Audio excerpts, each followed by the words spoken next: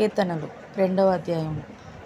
అన్యజనులు ఏల అల్లరి రేపుచున్నారు, జనములు ఏల వ్యర్థమైన దానిని తలంచుచున్నవి. మనము వారి కట్లు తెంపుదము రండి, వారి పాశములను మన యొద్ద నుండి పారవేయుదము రండి అని చెప్పుకొనుచు భూరాజులు యెహోవాకును ఆయన అభిషిక్తునికి విరోధముగా నిలవబడుచున్నారు.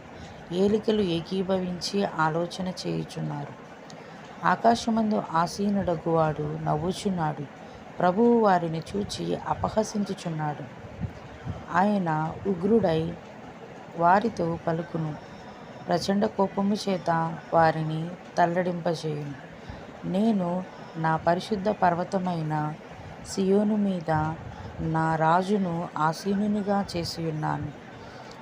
కట్టడను నేను వివరించెదను. యెహోవా నాకిలాగు సెలవిచ్చెను, నీవు నా కుమారుడవు, నేను నిన్ను కనియున్నాను. నన్ను అడుగుము, జనములను నీకు స్వాస్థ్యముగాను భూమిని దిగంతముల వరకు సొత్తుగాను ఇచ్చెదను. ఇనుపదండముతో నీవు వారిని నలుగగొట్టెదవు, కుండను పగలగొట్టినట్టు వారిని ముక్క చెక్కలుగా పగలగొట్టెదవు. కాబట్టి రాజులారా వివేకులై యుండుడి, భూపతులారా బోధనొందుడి.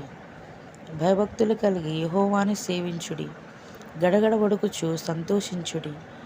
ఆయన కోపము త్వరగా రగులుకొనును.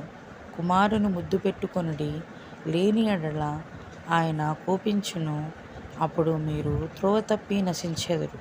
యెహోవాను ఆశ్రయించు వారందరూ ధన్యులు. ఆమేన్.